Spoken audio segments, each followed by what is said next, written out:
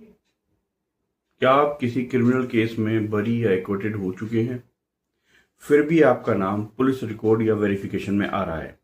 किस तरीके से आप पूरी तरीके से अपना नाम इस रिकॉर्ड से खत्म करवाएं, डिलीट करवाएं?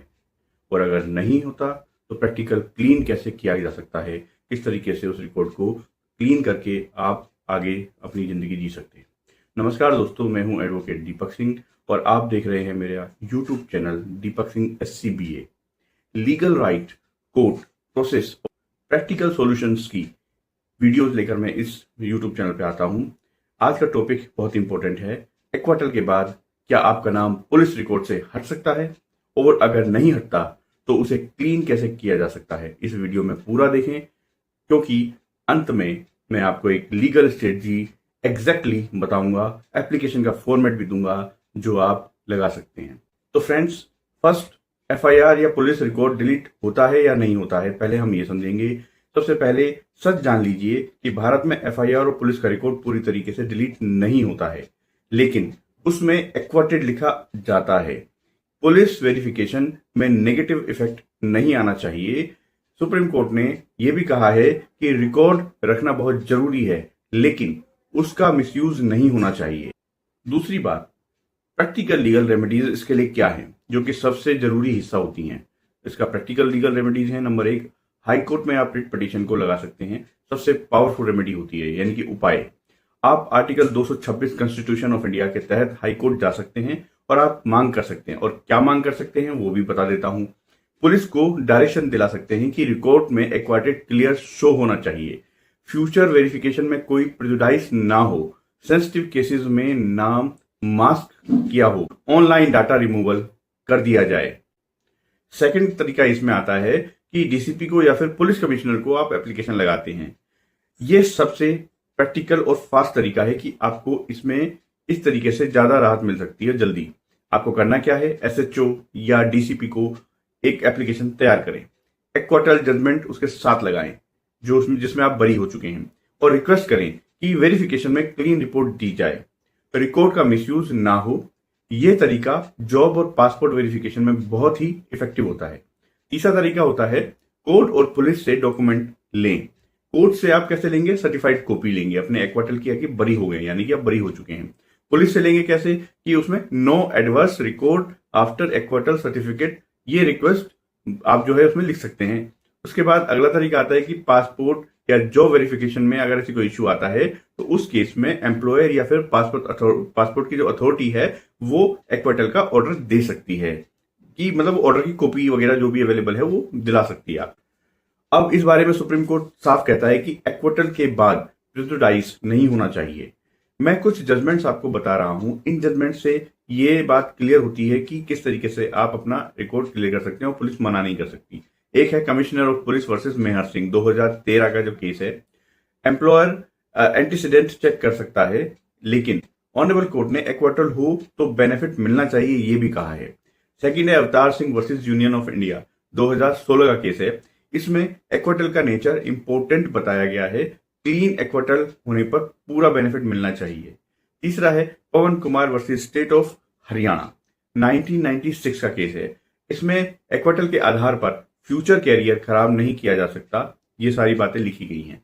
दिल्ली हाई कोर्ट का जजमेंट भी है जो पुलिस वेरिफिकेशन में एक्वाटल को नेगेटिव नहीं माना जा सकता, ऐसा कहता है। तो इंपॉर्टेंट पॉइंट जो हैं इसमें हम क्या कह सकते हैं? कंप्लीट डिलीशन बहुत ही रेयर होता है, लेकिन आप ये हासिल कर सकते हैं, ऐसा करवा सकते हैं।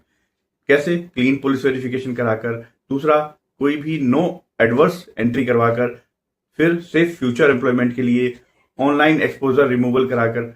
उसके अलावा इन सब बातों को करने के साथ साथ मैं आपको ये भी बता देता हूं कि किस तरीके से आप एप्लीकेशन को लिखेंगे, जो मैं फॉर्मेट आपको स्क्रीन पर दिखा देता हूं। जो एप्लीकेशन लिखी जाएगी, आप अपने एरिया के DCP या फिर SHO यानी कि पुलिस स्टेशन का जो हेड होता है उसको लिखेंगे।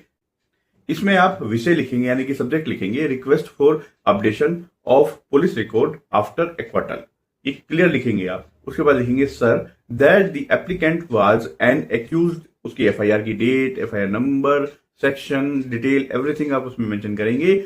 उसके साथ साथ ऑनरेबल कोर्ट, जिस ऑनरेबल कोर्ट ने जजमेंट दिया है और किस डेट पे दिया है वो डिटेल भी लिखेंगे आप। और इसके अलावा लिखेंगे it is therefore requested that police record में kindly be updated to reflect acquittal, no adverse order or adverse entry may be reflected in any verification report. Necessary directions be issued to ensure no prejudice is caused. बाद में अपने sign करेंगे, ये application छोटी सी बनाकर आप दे देंगे, बहुत है इतना, आपको ज्यादा परेशान होने की जरूरत नहीं है। हो सके तो अपने एडवोकेट से, अपने वकील साहब से मदद ले सकते हैं, जो भी उनका जो एक्सपेंसेस है वो देकर। और इसमें वैसे एक्सपेंसेस बहुत लगते हैं, मैं आपको बता देता हूँ, बहुत सारी चीजें इसमें लगती हैं आइडेंटिफाई करने के लिए। पुरानी केसेस है तो सारे जजमेंट को, सब सर्टिफाइड कॉपी को कलेक्ट करना बहुत ही काम होता है इसमें। इसलिए ये ना सोचें कि कुछ 10-20 रुपए, 100-200 हजार रुपए देकर आप निपटा देंगे, ये नहीं हो पाएगा, ऐसा होता ही नहीं है। वकील साहब भी मेहनत करते हैं, मैं इतना साफ साफ बता रहा हूँ, बहुत मेहनत होती है इस काम में, ऐसे कामों में खासतौर से। हाँ, अगर रिसेंट जजमेंट है, अभी का जजमेंट है, कोई महीने 2 महीने का, तो या फिर हफ्ता 10 दिन का, 20 दिन का, 15 दिन का, तो उस केस में वो जो है जल्दी मिल जाती है सर्टिफाइड कॉपी, तो उन्हें ढूंढने की जरूरत नहीं पड़ती। यहाँ तो फाइलें गायब हो जाती हैं, आपको ये भी पता होना चाहिए, कोर्ट से वो नहीं मिलती, चूहे खा जाते हैं, तो बहुत सारी चीजें हैं।